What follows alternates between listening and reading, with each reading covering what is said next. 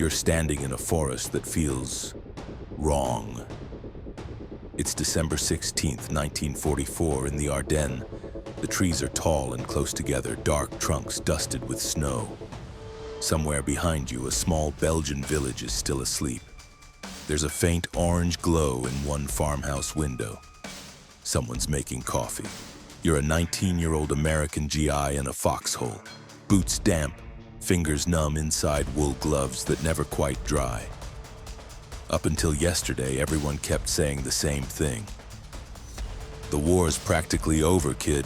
Just get through winter and we'll be home by Easter. Paris is free. The Germans are on the run. Rumors say some units are already planning their victory parades. This part of the front, the Ardennes, is supposed to be quiet, a rest sector. Then the sky flashes white. A second later, sound catches up. A wall of noise, artillery, dozens, maybe hundreds of guns at once, slams into your chest. Trees jump. Earth erupts all along the ridge. You dive deeper into your foxhole as the world above you disintegrates into splinters, dirt, and screaming. This isn't a few harassing shells, this is something else. You hear someone yelling over the noise, "Jesus Christ, they've launched an offensive." You don't know it yet, but this morning is the beginning of Hitler's last gamble, the Battle of the Bulge. A surprise attack that will throw 30 Allied divisions into chaos, kill tens of thousands, and turn a quiet sector into a freezing hell where fuel, not just bullets, decides who lives and who doesn't. Let's rewind a few months. Summer 1944, Normandy. The Allies have broken out of the beachhead. Operation Cobra tears a hole in German lines. U.S. armored divisions pour through, racing across France. Towns that were just names on maps before the war, Avranches, Argentan, Falaise, become scenes of victory and destruction. By late August, Paris is liberated. Crowds fill the streets. American and Free French troops roll past cheering civilians. Newsreels at home show champagne, kisses, flags. On the Eastern Front, the Red Army is also advancing, smashing Army Group Center, pushing the Germans back hundreds of kilometers. To many people looking at the maps, the war in Europe starts to look like a straight line. Normandy, Paris, Rhine, Berlin, done. But war rarely follows straight lines. Behind the collapsing fronts, deep in Germany, Hitler and some of his commanders are thinking about something else. Shock, surprise. One last blow that might not win the war outright, but might split the Western Allies, force a negotiation, or at least buy time.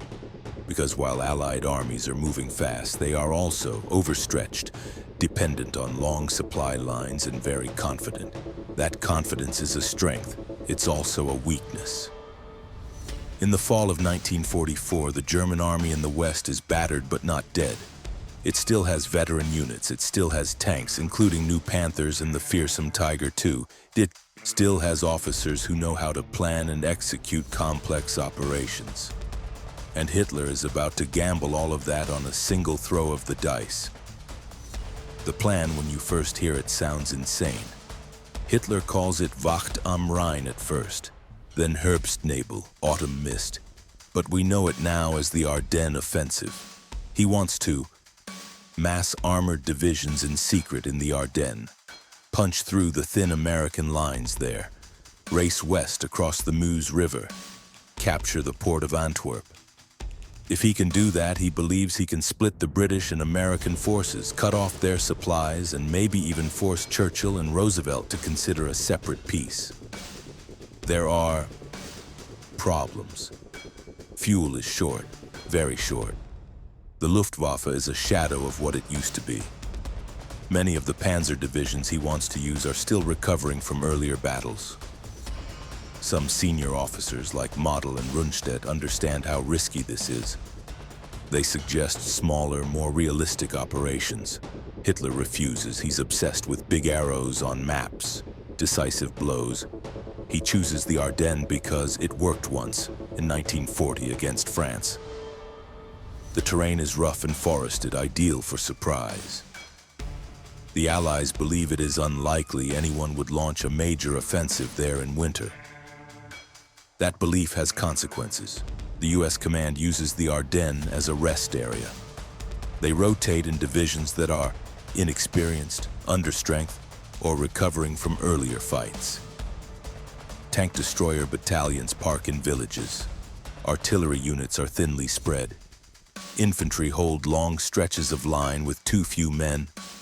Everyone expects cold patrols, maybe a few skirmishes. No one expects what's about to hit them. On the German side, preparations begin in secrecy. West of the Rhine, in small valleys and hidden glades, units build up under cover of darkness and bad weather. Tanks move at night, tracks rattling along muddy, frozen roads. Trucks carry infantry. Horse-drawn wagons bring up ammunition. Locals are evacuated. Soldiers are ordered not to wear insignia that could be easily spotted by spies. Hitler throws in some of his best remaining formations. 1st SS Panzer Division Leibstandarte, 12th SS Panzer Division Hitlerjugend, Panzer Lehr Division 2nd Panzer. Volksgrenadier Divisions, new infantry formations, some filled with older men or very young replacements, others with hardened veterans from shattered units. There's also something unusual. Operation Greif, led by Otto Skorzeny. A special brigade of English-speaking German soldiers wearing captured American uniforms and driving Allied-looking vehicles. Their mission, infiltrate American rear areas, misdirect traffic, cut phone lines, spread confusion, maybe even seize bridges. It's part commando raid, part psychological warfare. But all of this massing has one critical constraint: fuel. German planners calculate that many of their armored columns only have enough fuel to get to the Meuse, if everything goes perfectly. If they capture Allied fuel dumps, great. If they don't, those shiny Panthers and Tiger IIs will be expensive, immobile bunkers. Some officers worry, others shrug. By late 1944, worrying doesn't change much in the Reich. Orders are orders. Let's go back to the American lines the night before the offensive. The snow is thin, crunchy. In one sector, the U.S. 106th Infantry Division, fresh to the front, holds a long stretch of hills with too few men. They've barely had time to dig proper foxholes. Many of the men haven't seen combat yet. They're bored, cold. They write letters home, talk about the strange names of villages: St. Vith, Clairvaux, Bastogne. In another sector, the veteran 2nd and 99th Divisions hold the line near the twin villages of Rocherath and Krinkelt. Their officers have seen enough war not to relax completely, but even they think their main enemy this month will be the weather. In a small village cafe, a GI sips thin coffee and listens to a Belgian farmer. The man says, "The Germans, they are quiet. Too quiet. In the last war, when they went quiet in winter, something came after." The GI laughs, half nervous. "Old man, this is 1944. We're in Germany now. They don't have much left to hit us with." He finishes his drink, pulls his jacket tighter, and heads back to his unit. A few hours later, he's flat on his stomach in a ditch, ears ringing from the opening artillery barrage. At 05:30 on December 16th, over 1,500 German artillery pieces open fire along a 130-kilometer front. Shells crash into American positions, headquarters, supply dumps. Telephone lines are cut. Snow and splinters fill the air. In some foxholes, men are buried alive. In others, they dig themselves out and stare into a fog that now hides everything beyond a few yards. Then the infantry comes. German Volksgrenadiers wearing white camouflage smocks emerge from the tree line. They move quickly, using the terrain, closing the distance before American artillery can respond. Behind them, the armor grinds forward. Panthers, Panzer Eyers, Sturmgeschütz assault guns. In many sectors, the first American reaction is confusion. Reports of enemy attack flood in from all over. Some officers think it's just a raid. Others realized from the scale of the shelling that this is something bigger. At Corps and Army headquarters, maps are rushed to tables. Staff officers scramble trying to figure out where the main blow is falling. It takes hours for a clear picture to form. On the ground, the picture is much simpler. Everywhere along the line, green divisions are being hit very hard. In the northern shoulder, near the Losheim Gap, parts of the 106th Division are overwhelmed. 2 entire regiments are eventually surrounded and forced to surrender, one of the largest mass capitulations of American troops in Europe. In the center, Kampfgruppe Piper, a spearhead of 1st SS Panzer, barrels along narrow roads, Löhn, pushing past pockets of resistance, aiming to reach the Meuse quickly. In the south, near Echternach and Diekirch, German units push the 4th Infantry Division back. Villagers wake up to find tanks rolling through their streets again, 4 years after the last invasion. The quiet sector is gone. In its place, chaos.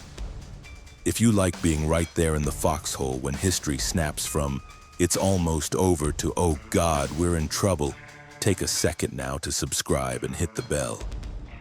That's how you tell YouTube you want more long cinematic war stories like this. For the German plan to work, speed is everything. They need to exploit the initial shock, bypass strong points, and get armored columns racing west before the Allies can react and bring in reserves. But the Ardennes has a way of slowing everything down. The roads are narrow, winding, often just one lane through thick forest. Snow-clogged shoulders. Villages become traffic jams. Imagine you're a Panther tank commander in Piper's spearhead. You've been told you're the tip of the spear. The success of the offensive depends on you. Your tank is powerful, your crew experienced. But after an initial breakthrough, you spend hours, months, waiting. Because somewhere up ahead, a single knocked-out Sherman or blown bridge has turned the road into a bottleneck. You sit in your turret, engine idling, exhaust fumes hanging low. You tap your fingers on the steel rim, you curse the cold. You curse the engineers for not clearing that obstacle faster. You curse the Americans for defending every crossroads like it's a capital city. And then you start thinking about fuel. Because you know how much is in your tanks, you know how far you're supposed to go. You also know that so far you haven't captured nearly as many Allied fuel dumps as the planners assumed you would. On the American side, small ad hoc units form roadblocks. Engineers blow bridges, recon troops, cavalry units with light armored cars and jeeps set up ambushes. A few men with a bazooka and a machine gun in a stone farmhouse can delay an entire German column for hours. They don't have to destroy it. They just have to slow it down. Every hour they buy is an hour for reinforcements to move. On December 17th, near a crossroads close to the town of Malmedy, Kampfgruppe Piper runs into American resistance. After a skirmish, dozens of American prisoners are rounded up in a field. What happens next becomes infamous. Under circumstances still debated, SS troops open fire on the POWs. Some are killed where they stand. Others try to run and are cut down. A few survive by playing dead under the bodies of their comrades, then fleeing later. When news of the Malmedy massacre reaches other American units, it spreads rage. The word goes around, "The SS aren't taking prisoners, don't you either?" Official policy does not change. Officers still tell their men to accept surrenders. But in the chaos of battle with rumors of atrocities swirling, trigger discipline gets looser. War, always brutal, slides a little further into the dark. Look at a map of the Ardennes. One town jumps out, Bastogne. 7 roads converge there. If the Germans want to move armor quickly toward the Meuse, they need those roads. If the Allies want to stop them, they need to hold that hub. At the beginning of the offensive, Bastogne is lightly held. As reports of German armor moving west come in, US command makes a decision. Send the 101st Airborne Division and elements of the 10th Armored Division to Bastogne. Fast. Trucks roar along icy roads packed with paratroopers who thought they were done jumping for the year. They arrive in the dark, cold, exhausted, and immediately start taking up positions around the town. Within days, German forces have encircled Bastogne. The 101st, some armor, artillery, and supporting units are now the ones in a pocket. It's a mini Stalingrad in the snow, with smaller numbers but similar themes. Encirclement, supply shortages, and stubborn defense. Inside Bastogne, medics work in cellars lit by lanterns, treating men with shrapnel, bullet wounds, and frostbite. Artillery observers call in fire missions from improvised observation posts in church towers and treetops. Civilians shelter in basements as shells pound the town. Outside in the woods, foxholes dot the snow. Paratroopers peer through the trees, watching for movement. On cold nights, air is so still you can hear German voices from the other side of the line. They're just as cold, just as tired. Everyone knows Bastogne matters. The Germans want it. The Americans have orders to hold it, no matter what. Narrator, low-key, in between scenes. Quick pause. If you're still here in the snow with us, you're exactly the kind of person I make these long episodes for. So before we push into the real turning point of the Bulge, hit subscribe and flick on that bell. Then you won't miss the next time we drop into a frozen foxhole or a burning city together. Now back to Bastogne. On December 22, 1944, German envoys under a white flag approach Bastogne. They're escorted through lines to the American headquarters, where Brigadier General Anthony McAuliffe is acting commander of the 101st. The envoys present a typed message. They demand Bastogne's surrender. They point out that the town is encircled, that the American situation is hopeless, that continued resistance will only bring more suffering. McAuliffe reads the note. He's tired. He's been awake far too long. At first, he thinks it's a joke. When he realizes it's serious, he laughs. His staff ask him what he plans to reply. He mutters the first thing that comes to mind. Nuts. They like it. The official written reply, one word, is delivered back to the German officers. Nuts. It baffles them. They have to ask for an explanation. An American officer helpfully translates, "It means go to hell." The story goes out on Allied radio. It becomes a symbol of defiance. But the men in the foxholes around Bastogne know that words alone don't keep shells out. They still have to hold on, day after day, night after night, with limited food, limited ammunition, and no guarantee that relief will arrive in time. Throughout the early phase of the offensive, the weather is on Germany's side. Thick clouds, fog, snow. All of it keeps Allied planes grounded. No swarms of J-bows, fighter bombers, to strafe German columns. No massed bombers to smash bridges and road junctions. But bad weather cuts both ways. German trucks bog down. Medical evacuation is harder. Wounded of both sides lie in the snow longer before help can reach them. In Bastogne, the lack of clear skies means no airdrops. C-47 transports loaded with supplies circle, then turn back. They can't risk landing or dropping blind into a blizzard. Men on the ground look up at the gray and curse it. Just give us one clear day, artillerymen mutter. Just one. On December 23rd, the sky finally opens. Cold, clear blue. You can imagine the sound. First a distant drone, then a growing roar as waves of Allied aircraft streak overhead. Fighters go hunting for German convoys. Bombers hit crossroads, and over Bastogne, C-47s drop canisters and bundles with parachutes. Food, ammunition, medical supplies. Men in the fields cheer, waving panels to mark drop zones. Some loads drift into German lines. Most land where they're needed. The day after, more flights. Weather, once a shield for the attackers, becomes a sword for the defenders. From that point on, every attempt by German armor to move in daylight risks a storm of rockets, bombs, and cannon fire from the sky. While Bastogne holds, another story is unfolding to the south. General George S. Patton, commanding the U.S. Third Army, is fighting in Lorraine when the Ardennes offensive begins. At first, he's skeptical. A major German attack? There? But as reports solidify, he understands the scale. At a high-level conference in Verdun, Eisenhower asks what reserves are available. Patton says he can pivot his army and attack north to relieve Bastogne. Eisenhower asks how soon. Patton says, in 48 hours. People in the room are stunned.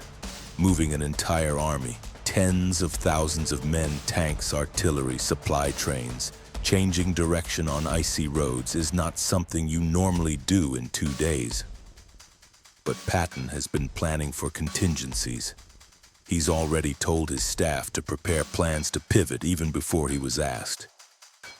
So the moment the order comes, Third Army moves.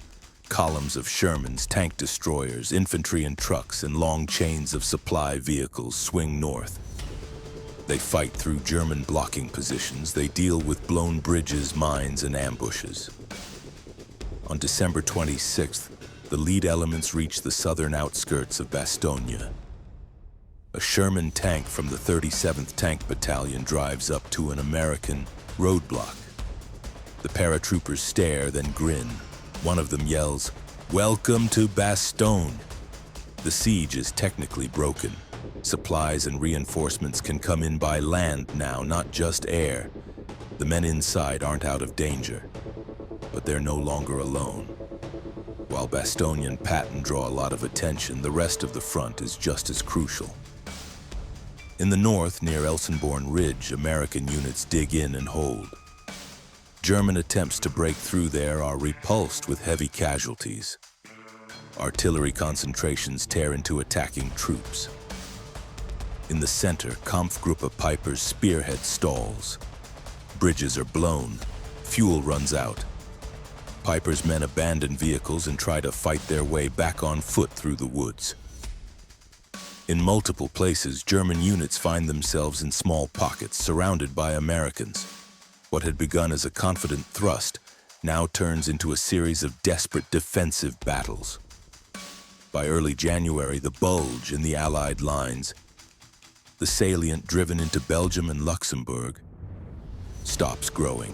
Then slowly it begins to shrink. Allied counterattacks from north and south squeeze the salient.